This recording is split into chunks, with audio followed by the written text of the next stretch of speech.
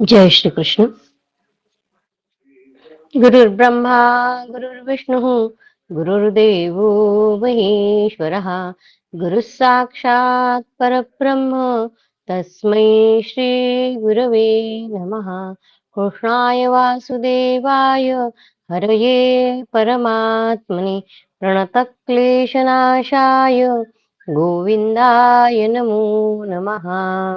नमामि सद्गुरुं शान्तं सच्चिदानन्दविग्रहं पूर्णब्रह्मपरानन्दम् ईशमानन्दिवल्लभम्।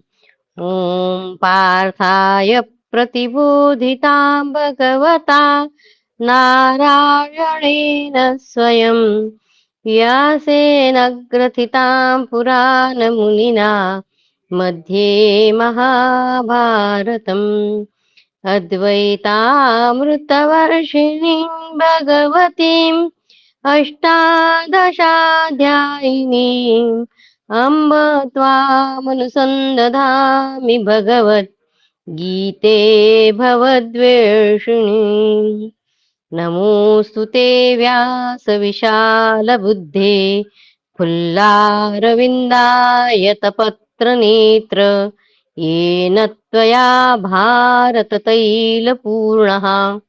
प्रज्वालितो ज्ञानमयः प्रदीपः प्रपन्नपारिजाताय स्तोत्रवेत्रैकपाणये ज्ञानमुद्राय कृष्णाय गीतामृतदुहे नमः। नारायणं नमस्कृत्य नरं चैव नरोत्तमं देवीं सरस्वतीं व्यासं ततो जयमुदीरये। जय श्री कृष्ण। अथ अष्टषष्टितमोऽध्यायः। राजा दुष्यंत की अद्भुत शक्ति तथा राज्य शासन की क्षमता का वर्णन। जन्मेजय बोले, ब्रह्मण, मैंने आपके मुख से देवता, दानव, राक्षस, गंधर्व तथा अप्सराओं के अंशावतरण का वर्णन अच्छी तरह सुन लिया। विप्रवर, अब इन ब्रह्मर्षियों के समीप आपके द्वारा वर्णित कुरुवंश का वृत्तांत पुनः आदि से ही सुनना चाहता हूँ। वैशंपायन जी ने कहा, भरत वंश शिरोमणि कुरुवंश का विस्तार करने वाले एक राजा हो गए हैं, जिनका नाम था दुष्यंत। वे महान पराक्रमी तथा चारों समुद्र से घिरी हुई समुची पृथ्वी के पालक थे। राजा दुष्यंत पृथ्वी के चारों भागों का तथा समुद्र से आवृत संपूर्ण देशों को भी पूर्ण रूप से पालन करते थे। उन्होंने उनके युद्धों में विजय पाई थी। रत्नाकर समुद्र तक फैले हुए चारों वर्ण के लोगों से भरे पूरे तथा म्लेच्छ देश की सीमा ही शासन तथा संरक्षण करते थे। उस राज्य में और सारी भूमि ही रत्नों की खान बनी हुई थी। इसलिए पाप करने वाला तो उस राज्य में कोई था ही नहीं। सभी धर्म में राग थे और उसी का सेवन करते थे। अतः धर्म और अर्थ दोनों ही उन्हें स्वतः प्राप्त हो जाते थे। राजा दुष्यंत जब इस देश के शासक थे, उस समय कहीं चोरों का भय नहीं था, भूख का भय तो नाम मात्र को भी नहीं था। इस देश पर दुष्यंत के शासन काल में रोग व्याधि का डर तो बिल्कुल ही नहीं रह गया था। सब वर्णों के लोग अपने अपने धर्म के पालन में रत रहते थे। देव आराधन आदि कर्मों को निष्काम भाव से करते थे। राजा दुष्यंत का आश्रय लेकर समस्त प्रजा निर्भय हो गई थी। मेघ समय पर पानी बरसाता, अनाज रसयुक्त होते थे, पृथ्वी सब प्रकार के रत्नों से संपन्न तथा पशुधन से परिपूर्ण थी। ब्राह्मण अपने वर्णाश्रमोचित कर्मों में तत्पर थे। उनमें झूठ एवं छल कपट आदि का अभाव था। राजा दुष्यंत स्वयं भी नवयुवक थे। उनका शरीर वज्र के सदृढ़ दृढ़ था। वे अद्भुत एवं महान पराक्रम से संपन्न थे। वे अपने दोनों हाथों द्वारा उपवनों और काननों सहित मंदराचल को उठाकर ले जाने की शक्ति रखते थे। गदा युद्ध के प्रक्षेप, विक्षेप, परिक्षेप और अभिक्षेप, इन चारों प्रकारों में कुशल तथा संपूर्ण अस्त्र शस्त्रों की विद्या में अत्यंत निपुण थे। घोड़े और हाथी के पीठ पर बैठने की कला में वे अत्यंत प्रवीण थे। बल में भगवान विष्णु के समान और तेज में भगवान सूर्य के सदृश थे। जो 4 प्रकार बताए उन्होंने गदा युद्ध के, प्रक्षेप, विक्षेप, परिक्षेप और अभिक्षेप। तो उसमें प्रक्षेप यानी क्या बताया है? दूरवर्ती शत्रु पर गदा फेंकना। दूरवर्ती शत्रु पर गदा फेंकना प्रक्षेप कहलाता है। समीपवर्ती शत्रु पर गदा के कोटि से प्रहार करना विक्षेप कहा जाता है। और जब शत्रु बहुत हो तो सब और गदा को घुमाते हुए शत्रुओं पर उसका प्रहार करना परिक्षेप है। गदा के अग्रभाग से मारना अभिक्षेप कहलाता है। वे समुद्र के समान अक्षोभ्य और पृथ्वी के समान सहनशील थे। महाराज दुष्यंत का सर्वत्र सम्मान था। उनके नगर तथा राष्ट्र के लोग सदा प्रसन्न रहते थे। वे अत्यंत धर्मयुक्त भावना से सदा प्रसन्न रहने वाली प्रजा का शासन करते थे। इति श्री महाभारते आदि पर्वाणि संभव पर्वाणि शकुन्तलोपाख्याने अष्टषष्टितमोऽध्यायः। कृष्णाय वासुदेवाय हरये परमात्मने प्रणतक्लेशनाशाय गोविन्दाय नमो नमः। ओम नमो भगवते वासुदेवाय। ओम नमो भगवते वासुदेवाय। अथ एकोनसप्ततितमोऽध्यायः। दुष्यंत का शिकार के लिए वन में जाना और विविध हिंसक वन जंतुओं का वध करना। जन्मेजय बोले, ब्राह्मण, मैं परम बुद्धिमान भरत की उत्पत्ति और चरित्र को तथा शकुंतला की उत्पत्ति के प्रसंग को भी यथार्थ रूप से सुनना चाहता हूँ। भगवान वीरवर दुष्यंत ने शकुंतला को कैसे प्राप्त किया? मैं पुरुषस्यो दुष्यंत के उस चरित्र को विस्तार पूर्वक सुनना चाहता हूँ। तत्वज्ञ मुने, आप बुद्धिमानों में श्रेष्ठ है, अतः ये सब बातें बताइए। वैशंपायन जी ने कहा, एक समय की बात है, महाबहु राजा दुष्यंत बहुत से सैनिक और सवारियों को साथ लिए सैकड़ों हाथी और घोड़ों से घिरकर परम सुंदर चतुरंगिनी सेना के साथ एक गहन वन की ओर चले।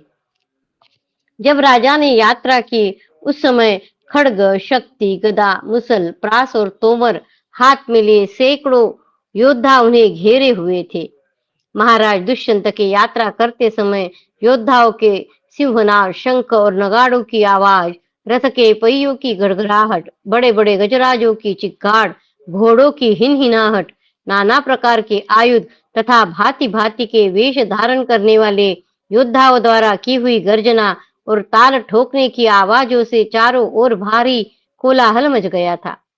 महल के श्रेष्ठ शिखर पर बैठी हुई स्त्रियां उत्तम राजोचित शोभा से संपन्न शूरवीर दुष्यंत को देख रही थी। वे अपने यश को बढ़ाने वाले इंद्र के समान पराक्रमी और शत्रुओं का नाश करने वाले थे। शत्रु रूपी मत वाले हाथी को रोकने के लिए उनमें सिंह के समान शक्ति थी। वहां देखती हुई स्त्रियों ने उन्हें वज्रपाणी इंद्र के समान समझा और आपस में वे इस प्रकार बातें करने लगी। सखियों, देखो तो सही, ये ही वे पुरुष सिंह महाराज दुष्यंत है, जो संग्राम भूमि में वसुओं के समान पराक्रम दिखाते हैं, जिनके बाहुबल में पड़कर शत्रुओं का अस्तित्व मिट जाता है। ऐसी बातें करती हुई वे स्त्रियां बड़े प्रेम से महाराज दुष्यंत की स्तुति करती और उनके मस्तक पर फूलों की वर्षा करती थी। यत्र तत्र खड़े हुए श्रेष्ठ ब्राह्मण सब और उनकी स्तुति और प्रशंसा करते थे। इस प्रकार महाराज वन में हिंसक पशुओं का शिकार खेलने के लिए बड़ी प्रसन्नता के साथ नगर से बाहर निकले। वे देवराज इंद्र के समान पराक्रमी थे। मतवाले हाथी के पीठ पर बैठकर यात्रा करने वाले उन महाराज दुष्यंत के पीछे पीछे ब्राह्मण, क्षत्रिय, वैश्य, शूद्र सभी वर्णों के लोग गए और सब आशीर्वाद एवं विजय सूचक वचनों द्वारा उनके अभ्युदय की कामना करते हुए उनकी ओर देखते रहे। नगर और जनपद के लोग बहुत दूर तक उनके पीछे पीछे गए, फिर महाराज की आज्ञा होने पर लौट आए। उनका रथ गरुड़ के समान वेगशाली था। उसके द्वारा यात्रा करने वाले नरेश ने घरघराहट की आवाज से पृथ्वी और आकाश को गुंजा दिया। जाते जाते बुद्धिमान दुष्यंत ने एक नंदनवन के समा ए- जाते जाते बुद्धिमान दुष्यंत ने एक नंदनवन के समान मनोहर वन देखा, जो बेल, आक, खैर, कैथ और धव आदि वृक्षों से भरपूर था। पर्वत की चोटी से गिरे गिरे हुए बहुत से शिलाखंड वहां इधर उधर पड़े हुए थे। ऊंची नीची भूमि के कारण वह वन बड़ा दुर्गम जान पड़ता था। अनेक योजन तक फैले हुए उस वन में कहीं जल या मनुष्य का पता नहीं चलता था। वह सब और मृग और सिंह आदि भयंकर जंतुओं तथा अन्य वनवासी जीवों से भरा हुआ था। नरश्रेष्ठ राजा दुष्यंत के सेवक, सैनिक और सवारियों के साथ नाना प्रकार के हिंसक पशुओं का शिकार करते हुए उस वन को रौंद डाला। वहां बाणों के लक्ष्य में आए हुए बहुत से व्याघ्रों को महाराज दुष्यंत ने मार गिराया और कितनों को सायकों से बींध डाला। शक्तिशाली पुरुषों में श्रेष्ठ नरेश कितने ही दूरवर्ती हिंसक पशुओं को बाणों द्वारा घायल किया। जो निकट आ गए उन्हें तलवार से काट डाला और कितने ही एन जाति के पशुओं पशुओं को शक्ति नामक शस्त्र द्वारा मौत के घाट उतार दिया। असीम पराक्रम वाले राजा गदा घुमाने की कला में अत्यंत प्रवीण थे। अतः वे तोमर, तलवार, गदा तथा मुसलों की मार से स्वेच्छापूर्वक विचरने वाले जंगली हाथियों का वध करते हुए वहां सब और विचरने लगे। अद्भुत पराक्रमी नरेश अनेक युद्ध प्रेमी सैनिकों ने उस विशाल वन का कोना कोना छान डाला। अतः सिंह और बाघ उस वन को छोड़कर भाग गए। पशुओं के कितने ही झुंड जिनके युद्धपति मारे गए थे व्यग्र होकर भागे जा रहे थे और कितने ही युद्ध इधर उधर आर्तनाद करते थे। वे प्यास से पीड़ित हो सूखी नदियों में जाकर जब जल नहीं पाते तब निराशा से अत्यंत खिन्न हो दौड़ने के परिश्रम से क्लांत चित्त होने के कारण मूर्छित होकर गिर पड़ते थे। भूख, प्यास और थकावट से चूर चूर हो बहुत से पशु धरती पर गिर पड़े। वहां कितने ही व्याघ्र स्वभाव के नृशंस जंगली मनुष्य भूखे होने के कारण कुछ मृगों को कच्चे ही चबा गए। कितने ही वन में विचरने वाले व्याध वहां आग जलाकर मांस पकाने की अपनी रीति के अनुसार मांस को कूट कूट कर रांधने और खाने लगे। उस वन में कितने ही बलवान और मतवाले हाथी अस्त्र शस्त्रों के आघात से क्षत विक्षत होकर सूंड को समेटे हुए भय के मारे वेगपूर्वक भाग रहे थे। उस समय उनके घावों से बहुत सा रक्त बह रहा था और वे मलमूत्र करते जाते थे। बड़े बड़े जंगली हाथिनियों ने भी वहां भागते समय बहुत से मनुष्य को कुचल डाला। वहां बाण रूपी जल की धारा बरसाने वाले सैन्य रूपी बादलों ने उस वन रूपी व्योम को सब ओर से घेर लिया था। महाराज दुष्यंत ने जहां जहां के सिंहों को मार डाला था वह हिंसक पशुओं से भरा हुआ वन बड़ी शोभा पा रहा था। इति श्री महाभारते आदि पर्वाणि संभव पर्वाणि शकुन्तलोपाख्याने एकोनसप्ततितमोऽध्यायः। कृष्णाय वासुदेवाय हरये परमात्मने प्रणतक्लेशनाशाय गोविन्दाय नमो नमः। ओम नमो भगवते वासुदेवाय। ओम नमो भगवते वासुदेवाय। अथ सप्ततितमोऽध्यायः। तपोवन और कण्व के आश्रम का वर्णन तथा राजा दुष्यंत का उस आश्रम में प्रवेश।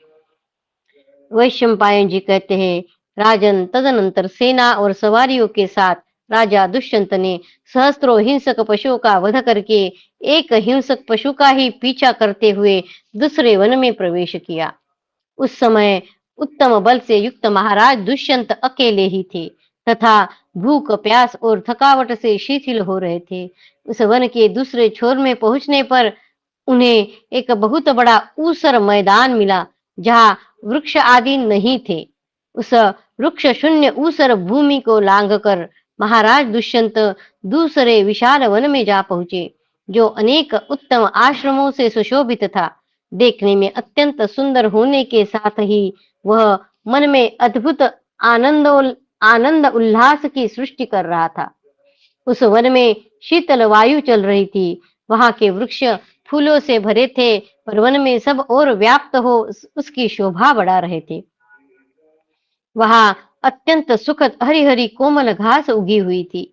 वह वन बहुत बड़ा था और मीठी बोली बोलने वाले विविध विहंगमों के कलर कलरवों से गूंज रहा था। उसमें कहीं कोकिल की कुहू कुहू सुन पड़ती थी, तो कहीं झिंगुरों की झिन झिन झिन झनकार गूंज रही थी। वहां सब और बड़ी बड़ी शाखाओं वाले विशाल वृक्ष अपनी सुखद शीतल छाया किए हुए थे। उन वृक्षों के नीचे सब और भ्रमर मंडरा रहे थे। इस प्रकार वहां सर्वत्र बड़ी भारी शोभा छा रही थी। उस वन में एक भी वृक्ष ऐसा नहीं था जिसमें फूल और फल न लगे हो तथा भौरे न बैठे हो। कांटेदार वृक्ष तो वहां ढूंढने पर भी नहीं मिलता था। सब और अनेक पक्षी चहक रहे थे। भांति भांति के पुष्प उस वन की अत्यंत शोभा बढ़ा रहे थे। सभी ऋतुओं में फूल देने वाले सुखद छाया युक्त वृक्ष वहां चारों ओर फैले हुए थे। महान धनुर्धर राजा दुष्यंत ने इस प्रकार मन को मोह लेने वाले उस उत्तम वन में प्रवेश किया। उस समय फूलों से भरी हुई डोलियों वाले वृक्ष वायु के झकोरों से हिल हिल कर उनके ऊपर बार बार अद्भुत पुष्प वर्षा करने लगी। वे वृक्ष इतने ऊंचे थे मानो आकाश को छू लेंगे।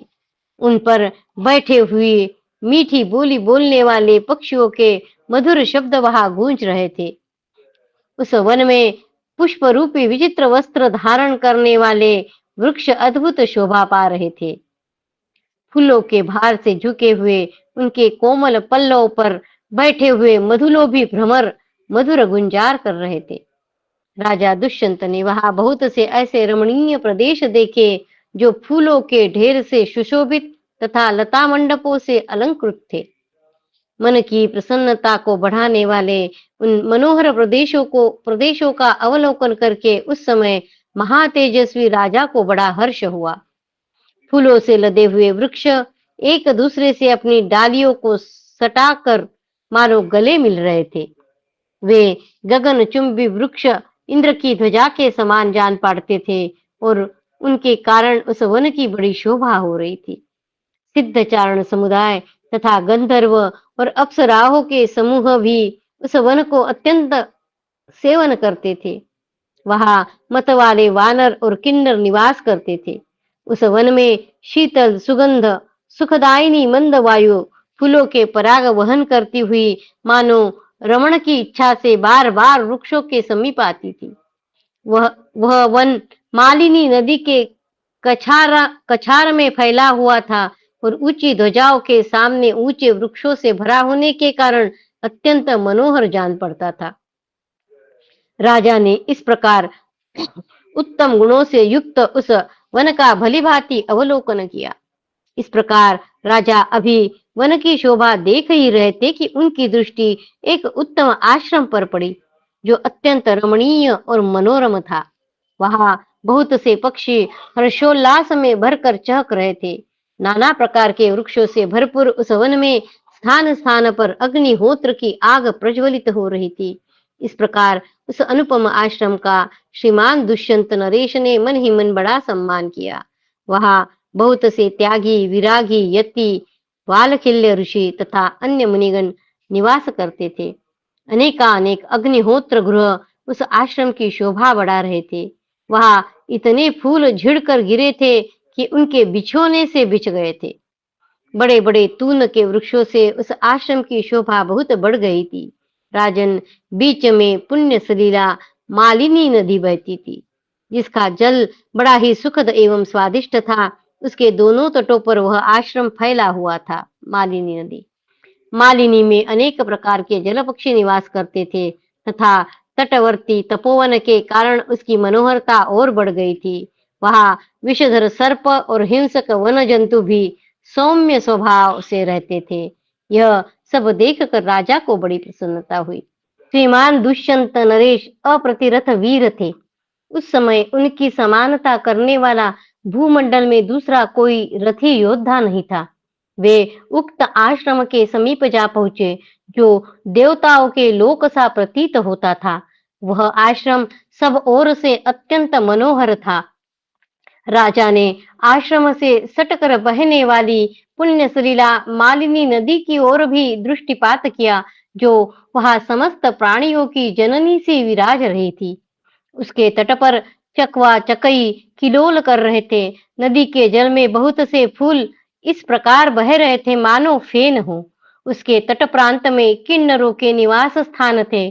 वानर और रीछ भी उस नदी का सेवन करते थे। अनेक सुंदर पुलिन मालिनी की शोभा बढ़ा रहे थे।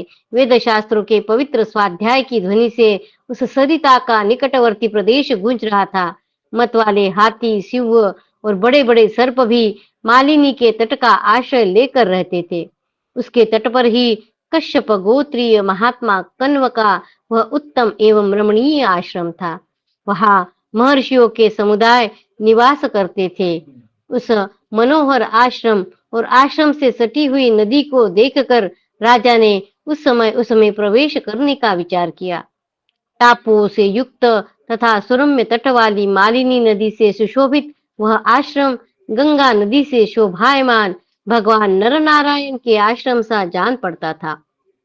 तदनंतर नरश्रेष्ठ दुष्यंत ने अत्यंत उत्तम गुणों से संपन्न कश्यप गोत्रीय महर्षि तपोधन कण्व का, जिनके तेज का वाणी द्वारा वर्णन नहीं किया जा सकता था, दर्शन करने के लिए कुबेर के चैत्र रथ वन के समान मनोहर उस महान वन में प्रवेश किया, जहां मत वाले मयूर अपनी केका ध्वनि फैला रहे थे। वहां पहुंचकर नरेश ने रथ, घोड़े, हाथी और पैदलों से भरी हुई अपनी चतुरंगिनी सेना को उस तपोवन के किनारे ठहरा दिया और कहा, सेनापति और सैनिकों, रजोगुण रहित तपस्वी महर्षि कश्यप नंदन कण्व का दर्शन करने के लिए उनके आश्रम में जाऊंगा। जब तक मैं वहां से लौट ना आऊं, तब तक तुम लोग यही ठहरो। इस प्रकार आदेश दे नरेश्वर दुष्यंत ने नंदनवन के समान सुशोभित उस तपोवन में पहुंचकर भूख प्यास को भुला दिया। वहां उन्हें बड़ा आनंद मिला। वे नरेश मुकुट आदि राज चिन्हों को हटाकर साधारण वेशभूषा में मंत्रियों और पुरोहित के साथ उस उत्तम आश्रम के भीतर गए। वहां ये तपस्या के भंडार अविकारी महर्षि कण्व का दर्शन करना चाहते थे। राजा ने उस आश्रम को देखा मानो दूसरा ब्रह्मलोक हो। नाना प्रकार के पक्षी वहां कलरव कर रहे थे। भ्रमरों के गुंजन से सारा आश्रम गूंज रहा था। श्रेष्ठ ऋग्वेदी ब्राह्मण पद और क्रम पूर्वक ऋचाओं का पाठ कर रहे थे। नर श्रेष्ठ दुष्यंत ने अनेक प्रकार के यज्ञ संबंधी कर्मों में पढ़ी जाती हुई वैदिक ऋचाओं को सुना। यज्ञ विद्या और उसके अंगों की जानकारी रखने वाले यजुर्वेदी विद्वान भी आश्रम की शोभा बढ़ा रहे थे। नियम पूर्वक ब्रह्मचर्य व्रत का पालन करने वाले सामवेदी महर्षियों द्वारा वहां मधुर स्वर से सामवेद का गायन किया जा रहा था। मन को संयम में रखकर नियम पूर्वक उत्तम व्रत का पालन करने वाले सामवेदी और अथर्ववेदी महर्षि भारुंड सम्यक साम मंत्रों के गीत गाते और अथर्ववेद के मंत्रों का उच्चारण करते थे, जिससे उस आश्रम की बड़ी शोभा होती थी। श्रेष्ठ अथर्ववेदीय विद्वान तथा पूग यज्ञीय नामक साम के गायक सामवेदी महर्षि पद और क्रम सहित अपनी अपनी संहिता का पाठ करते थे। दूसरे द्विज बालक शब्द संस्कार से संपन्न थे। वे स्थान, करण और प्रयत्न का ध्यान रखते हुए संस्कृत वाक्यों का उच्चारण कर रहे थे। उन सब के तुमुल शब्दों से गूंजता हुआ वह सुंदर आश्रम द्वितीय ब्रह्मलोक के समान सुशोभित होता था। यज्ञ देव की रचना के ज्ञाता, क्रम और शिक्षा में कुशल, न्याय के तत्व और आत्मानुभाव से संपन्न, वेदों के पारंगत, परस्पर विरुद्ध प्रतीत होने वाले अनेक वाक्यों की एक वाक्यता करने में कुशल तथा विभिन्न शाखाओं की गुण विधियों को एक शाखा में उपसंहार करने की कला में निपुण, उपासना आदि विशेष कार्यों के ज्ञाता, मोक्ष धर्म में तत्पर, अपने सिद्धांत की स्थापना करके उसमें उठाकर उसके परिहार पूर्वक उस सिद्धांत के समर्थ में परम प्रवीण, व्याकरण, छंद, निरुक्त, ज्योतिष तथा शिक्षा और कल्प कल्प वेद के इन 6 अंगों के विद्वान, पदार्थ, शुभाशुभ कर्म, सत्व, रज, तम आदि गुणों को जानने वाले तथा कार्य और कारण के ज्ञाता, पशु पक्षियों की बोली समझने वाले, व्यास ग्रंथ का आश्रय लेकर मंत्रों की व्याख्या करने वाले तथा विभिन्न शास्त्रों के प्रमुख विद्वान वहां रहकर जो शब्दोच्चारण कर रहे थे, उन सबको राजा दुष्यंत ने सुना। कुछ लोक रंजन करने वाले लोगों की बातें भी उस आश्रम में चारों ओर सुनाई पड़ती थी। शत्रु वीरों का संहार करने वाले दुष्यंत ने स्थान स्थान पर नियम पूर्वक उत्तम एवं कठोर व्रत का पालन करने वाले श्रेष्ठ एवं बुद्धिमान ब्राह्मणों को जप और होम में लगे हुए देखा। वहां प्रयत्न पूर्वक तैयार किए हुए बहुत सुंदर एवं विचित्र आसन देखकर राजा को बड़ा आश्चर्य हुआ। द्विजों द्वारा की हुई देवालयों की पूजा पद्धति देखकर नृपश्रेष्ठ दुष्यंत ने ऐसा समझा कि मैं ब्रह्मलोक में आ पहुंचा हूं। वह श्रेष्ठ एवं शुभ आश्रम कश्यप नंदन महर्षि कण्व की तपस्या से सुरक्षित तथा तपोवन के उत्तम गुणों से संयुक्त था। राजा उसे देखकर तृप्त नहीं होते थे। महर्षि कण्व का वह आश्रम जिसमें वे स्वयं रहते थे, ये सब ओर से महान व्रत का पालन करने वाले तपस्वी महर्षियों द्वारा घिरा हुआ था। वह अत्यंत मनोहर, मंगलमय और एकांत स्थान था। शत्रुनाशक राजा दुष्यंत ने मंत्री और पुरोहित के साथ उसकी सीमा में प्रवेश किया। इति श्री महाभारते आदि पर्वाणि संभव पर्वाणि शकुन्तलोपाख्याने सप्ततितमोऽध्यायः। कृष्णाय वासुदेवाय हरये परमात्मने प्रणतक्लेशनाशाय गोविन्दाय नमो नमः। ओम नमो भगवते वासुदेवाय। ओम नमो भगवते वासुदेवाय। अथ एक सप्ततितमोऽध्यायः। राजा दुष्यंत का शकुंतला के साथ वार्तालाप, शकुंतला के द्वारा अपने जन्म का कारण बतलाना तथा उसी प्रसंग में विश्वामित्र की तपस्या से इंद्र का चिंतित होकर मेनका को मुनि का तपोभंग करने के लिए भेजना।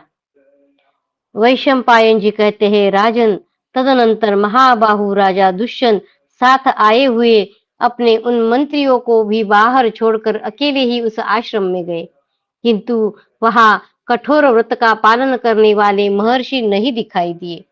महर्षि कण्व को न देखकर और आश्रम को सूना पाकर राजा ने संपूर्ण वन को प्रतिध्वनित करते हुए से पूछा कि यहाँ कौन है।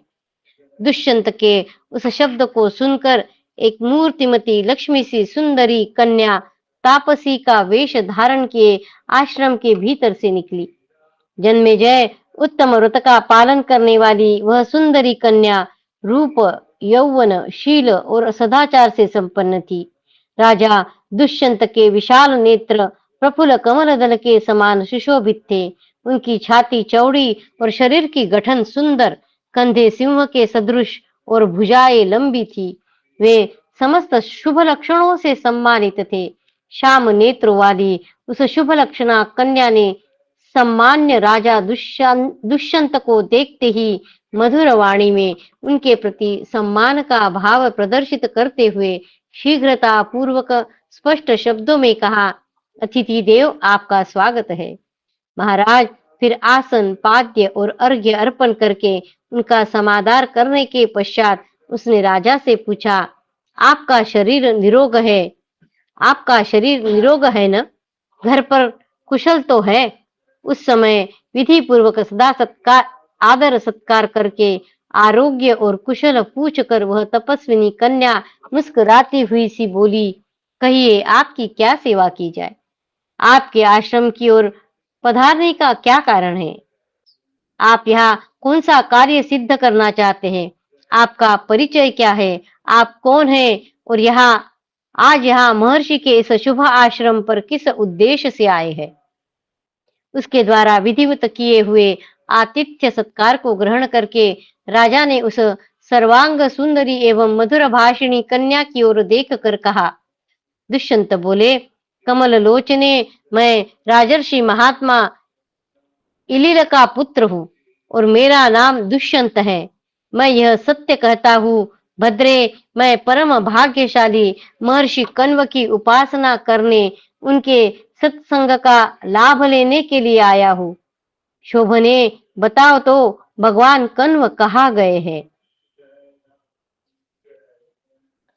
शकुंतला बोली, अभ्यागत, मेरे पूज्य पिताजी फल लाने के लिए आश्रम से बाहर गए हैं, अतः 2 घड़ी प्रतीक्षा कीजिए, लौटने पर उनसे मिलिएगा।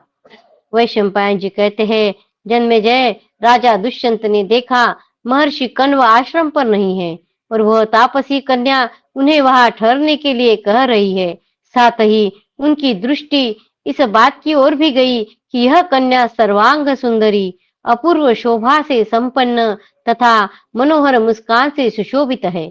इसका शरीर सौंदर्य की प्रभा से प्रकाशित हो रहा है। तपस्या तथा मन इंद्रियों के संयम ने इसमें अपूर्व तेज भर दिया है। यह अनुपम रूप और नई जवानी से उद्भासित हो रही है। यह सब सोचकर राजा ने पूछा, मनोहर कटि प्रदेश से सुशोभित सुंदरी, तुम कौन हो? किसकी पुत्री हो और किस लिए इस वन में आई हो? शोभने, तुम में ऐसे अद्भुत रूप गुणों का विकास कैसे हुआ है?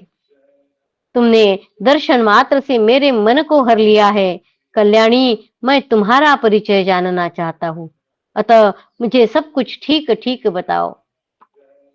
हाथी के सूंड के समान जांघों वाली मत वाली सुंदरी, मेरी बात सुनो। मैं राजर्षि पुरु के वंश में उत्पन्न राजा दुष्यंत हूँ। आज मैं अपनी पत्नी बनाने के लिए तुम्हारा वर्ण करता हूँ। क्षत्रिय कन्या के सिवा दूसरी किसी स्त्री की ओर मेरा मन कभी नहीं जाता। अन्यान्य ऋषि पुत्रियों, अपने से भिन्न वर्ण की कुमारियों तथा पराई स्त्रियों की ओर भी मेरे मन की गति नहीं होती। मधुर भाषिणी, तुम्हें यह ज्ञात होना चाहिए कि मैं अपने मन को पूर्णतः संयम में रखता हूँ।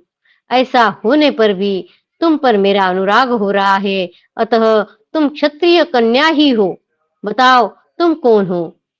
ब्राह्मण कन्या की ओर आकृष्ट होना मेरे मन को कदापि सह्य नहीं है। ब्राह्मण की कन्या के रूप में वहां कण्व ऋषि के पुत्री के रूप में वहां है, तो राजा उनसे बोल रहे कि ब्राह्मण कन्या की ओर आकृष्ट होना मेरे मन को कदापि सह्य नहीं है।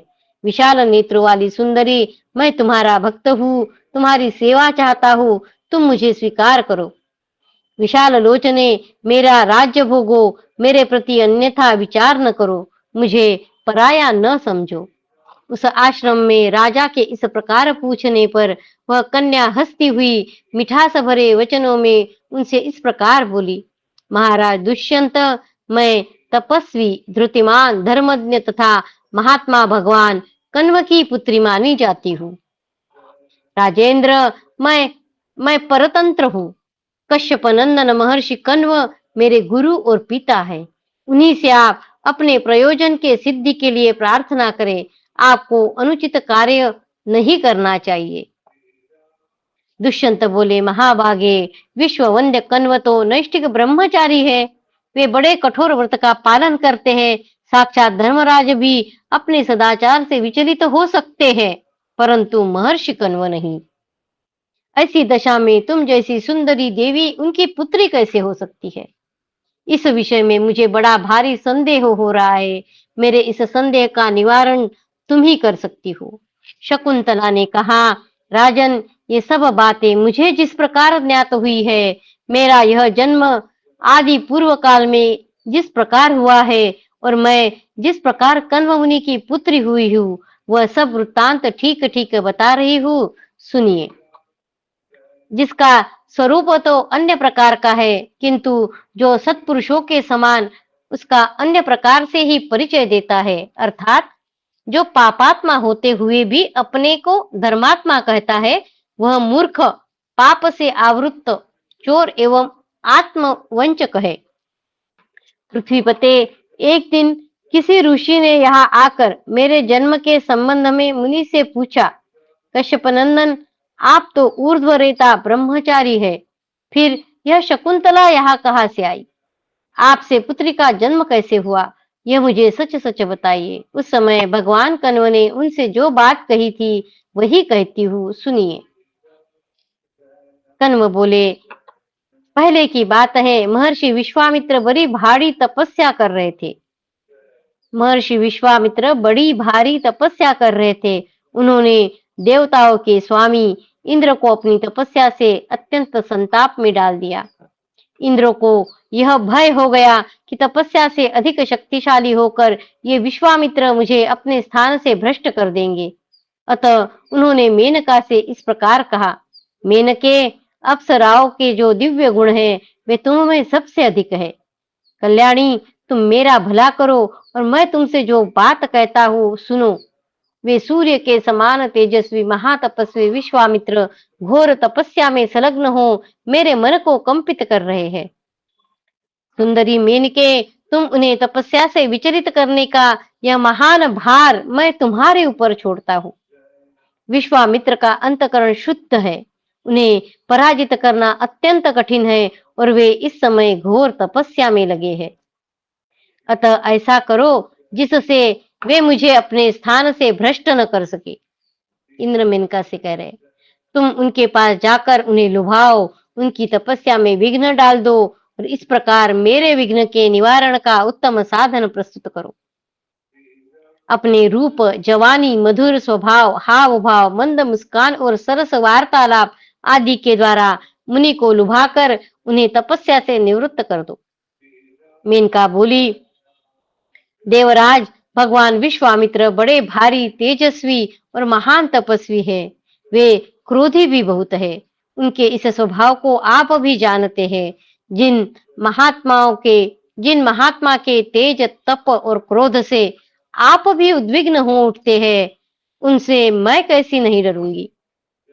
विश्वामित्र ऋषि वे ही है जिन्होंने महाभाग महर्षि वशिष्ठ का उनके प्यारे पुत्रों से सदा के लिए वियोग कर दिया, जो पहले क्षत्रिय कुल में उत्पन्न होकर भी तपस्या के बल से ब्राह्मण बन गए हैं। विश्वामित्र पहले क्षत्रिय कुल में उत्पन्न होकर भी तपस्या के बल से ब्राह्मण बन गए, जिन्होंने अपने शौच स्नान की सुविधा के लिए अगाध जल से भरी हुई उस दुर्गम नदी का निर्माण किया है, जिसे लोक में सब मनुष्य अत्यंत पुण्यमयी कौशिकी नदी के नाम से जानते हैं। कौशिकी नदी को विश्वामित्र जी ने निर्माण किया है। विश्वामित्र महर्षि वे ही है जिनके पत्नी का पूर्व काल में संकट के समय शापवश व्याध बने हुए धर्मात्मा राजर्षि मतंग ने भरण पोषण किया था। दुर्भिक्ष बीत जाने पर उन शक्तिशाली मुनि ने पुनः आश्रम पर आकर उस नदी का नाम पारा रख दिया था। सुरेश्वर, उन्होंने मतंग मुनि के लिए किए हुए उपकार से प्रसन्न होकर स्वयं पुरोहित बनकर उनका यज्ञ कराया, जिसमें उनके भय से आप भी सोमपान करने के लिए पधारे थे। उन्होंने ही कुपित होकर दूसरे लोक की सृष्टि की और नक्षत्र संपत्ति से रूठकर प्रतिश्रवण आदि नूतन नक्षत्रों का निर्माण किया था। ये वे ही महात्मा हैं जिन्होंने गुरु के शाप से हीनावस्था में पड़े हुए राजा त्रिशंकु को भी शरण दी थी। विश्वामित्र के बारे में बता रहे। उस समय यह सोचकर कि विश्वामित्र महर्षि वशिष्ठ के शाप को कैसे छुड़ा देंगे, देवताओं ने उनकी अवहेलना करके त्रिशंकु के यज्ञ की सारी सामग्री नष्ट कर दी थी, परंतु महातेजस्वी शक्तिशाली विश्वामित्र ने दूसरी यत्न सामग्रियों के सृष्टि कर ली तथा उन तपस्विनी त्रिशंकु को स्वर्ग लोक में पहुंचा ही दिया। उन महातपस्वी ने त्रिशंकु को स्वर्ग लोक में पहुंचा ही दिया। जिनके ऐसे ऐसे अद्भुत कर्म है, उन महात्मा से मैं बहुत डरती हूँ। मेनका कह रही है, प्रभु, जिससे वे कुपित हो मुझे भस्म न कर दे, ऐसे कार्य के लिए मुझे आज्ञा दीजिए। वे अपने तेज से संपूर्ण लोकों को भस्म कर सकते हैं, पैर के आघात से पृथ्वी को कपा सकते हैं, विशाल मेरु पर्वत का छोटा विशाल मेरु पर्वत को छोटा बना सकते हैं और संपूर्ण दिशाओं में तुरंत उलट फेर कर सकते हैं। ऐसे प्रज्वलित अग्नि के समान तेजस्वी, तपस्वी और जितेंद्रिय महात्मा का मुझ जैसी नारी कैसे स्पर्श कर सकती है? सूर्यश्रेष्ठ अग्नि जिनका मुख है, सूर्य और चंद्रमा जिनकी आंख के तारे हैं और काल जिनकी जिह्वा है, उन तेजस्वी महर्षि को मेरे जैसे स्त्री कैसे छू सकती है? यमराज, चंद्रमा, महर्षिगण, साध्यगण, विश्वदेव और संपूर्ण वालखिल्य ऋषि, ये भी जिनके प्रभाव से उद्विग्न रहते हैं, उन विश्वामित्र मुनि से मेरे जैसी स्त्री कैसे नहीं डरेगी? सुरेंद्र, आपके इस प्रकार वहां जाने का आदेश देने पर मैं उन महर्षि के समीप कैसे नहीं जाऊंगी? किंतु देवराज, पहले मेरी रक्षा का उपाय सोचिए, जिससे सुरक्षित रहकर मैं आपके कार्य की सिद्धि के लिए चेष्टा कर सकूं। देव, मैं वहां जाकर जब क्रीड़ा में निमग्न हो जाऊं, उस समय वायुदेव आवश्यकता समझकर मेरा वस्त्र उड़ा दे और इस कार्य में आपके प्रसाद से कामदेव भी मेरे सहायक हो।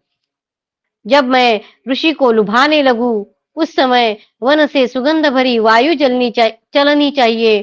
तथास्तु कहकर इंद्र ने जब इस प्रकार की व्यवस्था कर दी, तब मेनका विश्वामित्र मुनि के आश्रम पर गई। इति श्री महाभारते आदि पर्वाणि संभव पर्वाणि शकुन्तलोपाख्याने एक सप्ततितमोऽध्यायः। कृष्णाय वासुदेवाय हरये परमात्मने प्रणतक्लेशनाशाय गोविन्दाय नमो नमः। ओम नमो भगवते वासुदेवाय। ओम नमो भगवते वासुदेवाय। अथ द्विसप्ततितमोऽध्यायः। मेनका विश्वामित्र मिलन, कन्या की उत्पत्ति, शकुंत पक्षियों के द्वारा उसकी रक्षा और कण्व का उसे अपने आश्रम पर लाकर शकुंतला नाम रखकर पालन करना। शकुंतला दुष्यंत से कहती है, महर्षि कण्व ने पूर्वोक्त ऋषि से शेष वृत्तांत इस प्रकार कहा। मेनका के ऐसा कहने पर इंद्रदेव ने वायु को उसके साथ जाने का आदेश दिया। तब मेनका वायुदेव के साथ समयानुसार वहां प्रस्थित हुई। वन में पहुंचकर भीरु स्वभाव वाली सुंदरी मेनका ने एक आश्रम में विश्वामित्र मुनि को तप करते देखा। वे तपस्या द्वारा अपने समस्त पाप दग्ध कर चुके थे। उस समय महर्षि को प्रणाम करके वह अप्सरा उनके समीपवर्ती स्थान में ही भांति भांति की क्रीड़ाएं करने लगी। इतने में ही वायु ने मेनका का चंद्रमा के समान उज्जवल वस्त्र उसके शरीर से हटा दिया। वह देख सुंदरी मेनका लजाकर वायुदेव को कोसती हुई, मुस्कुराती हुई सी वह वस्त्र लेने के इच्छा से तुरंत ही उस स्थान की ओर दौड़ी जहां वह गिरा था वस्त्र। अग्नि के समान तेजस्वी महर्षि विश्वामित्र के देखते देखते वहां वह घटना घटित हुई। वह अनिंद्य सुंदरी विषम परिस्थिति में पड़ गई थी और घबरा कर वस्त्र लेने की इच्छा कर रही थी। उसका रूप सौंदर्य अवर्णनीय था, तरुण अवस्था भी अद्भुत थी। उस सुंदरी अप्सरा को मुनिवर विश्वामित्र ने वहां नंगी देख लिया।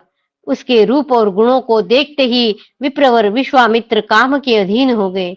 संपर्क में आने के कारण मेनका में उनका अनुराग हो गया। उन्होंने मेनका को अपने निकट आने का निमंत्रण दिया। अनिंद सुंदरी मेनका तो यह चाहती ही थी। उनसे संबंध स्थापित करने के लिए वह राजी हो गई। तदनंतर वे दोनों वहां सुदीर्घ काल तक इच्छानुसार विहार तथा रमण करते रहे।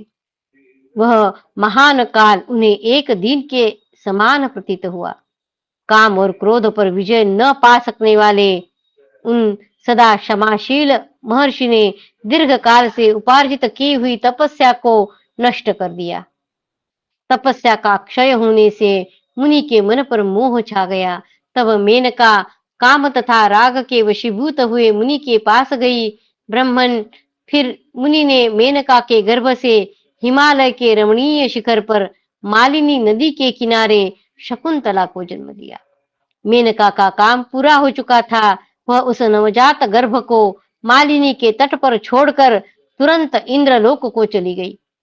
सिंह और व्याघ्रों से भरे हुए उस निर्जन वन में उस शिशु को सोते देख शकुंत यानी पक्षी, शकुंत ने उसे सब ओर से पाखों द्वारा ढक लिया, जिससे कच्चे मांस खाने वाले गीध आदि जीव वन में उस कन्या की हिंसा न कर सके। इस प्रकार वहां शकुंत ही मेनका कुमारी की रक्षा कर रहे थे।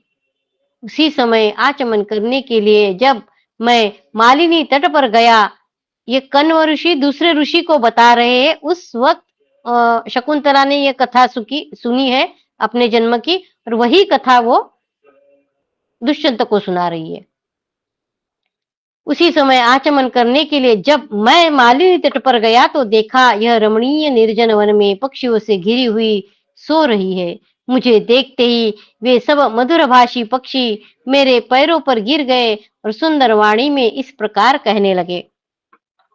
पक्षी बोले, ब्राह्मण, यह विश्वामित्र की कन्या आपके यहाँ धरोहर के रूप में आई है। आप इसका पालन पोषण कीजिए। कौशिकी के तट पर गए हुए आपके सखा विश्वामित्र काम और क्रोध को नहीं जीत सके थे। आप दयालु है, इसलिए उनकी पुत्री का पालन कीजिए। इस प्रकार पक्षियों ने कहा। कण्व मुनि कहते हैं, ब्राह्मण, मैं समस्त प्राणियों की बोली समझता हूँ और सब जीवों के प्रति दया भाव रखता हूँ। अतः उस निर्जन महावन में पक्षियों से घिरी हुई उस कन्या को वहां से लेकर मैंने इस अपनी पुत्री के पद पर प्रतिष्ठित किया। जो गर्भधान के द्वारा शरीर का निर्माण करता है, जो अभय दान देकर प्राणों की रक्षा करता है और जिसका अन्न भोजन किया जाता है। धर्मशास्त्र में क्रमशः इन तीनों पुरुष पिता कहे गए हैं। 3 पुरुषों को पिता कहा है। जो गर्भधान के द्वारा शरीर को निर्माण करता है, फिर अभय दान देकर प्राणों की रक्षा करता है, जो कोई भी हो पिता ही करता है ऐसे नहीं है, और जिसका अन्न भोजन किया जाता है, ऐसे जो 3 पुरुष है उसको पिता कहते हैं। निर्जन वन में इसे शकुंतों ने घेर रखा था। शकुंत यानी पक्षी बताया। निर्जन वन में इसे शकुंतों ने घेर रखा था, इसलिए शकुंतान लाती रक्षत्वेन गृह्णाति, इस व्युत्पत्ति के अनुसार इस कन्या का नाम मैंने शकुंतला रख दिया। ब्राह्मण, इस प्रकार शकुंतला मेरी बेटी हुई, आप यह जान ले। प्रशंसनीय शील स्वभाव वाली शकुंतला भी मुझे अपना पिता मानती है। शकुंतला कहती है, राजन, उन महर्षि के पूछने पर पिता कण्व ने मेरे जन्म का यह वृत्तांत उन्हें बताया था। इस तरह आप मुझे कण्व की ही पुत्री समझिए। मैं अपने जन्मदाता पिता को तो जानती नहीं, कण्व को ही पिता मानती हूँ। महाराज, इस प्रकार जो वृत्तांत मैंने सुन रखा था वह सब आपको बता दिया। इति श्री महाभारते आदि पर्वाणि संभव पर्वाणि शकुन्तलोपाख्याने द्विसप्ततितमोऽध्यायः। कृष्णाय वासुदेवाय हरये परमात्मने प्रणतक्लेशनाशाय गोविन्दाय नमो नमः। ओम नमो भगवते वासुदेवाय। ओम नमो भगवते वासुदेवाय।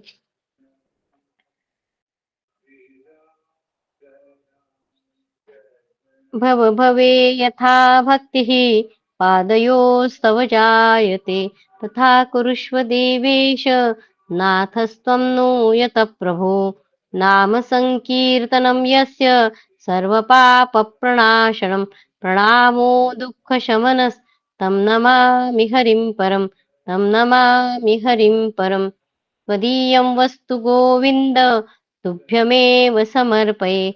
तेन त्वदङ्घ्रिकमले रतिं मे यच्छ शाश्वतीम्।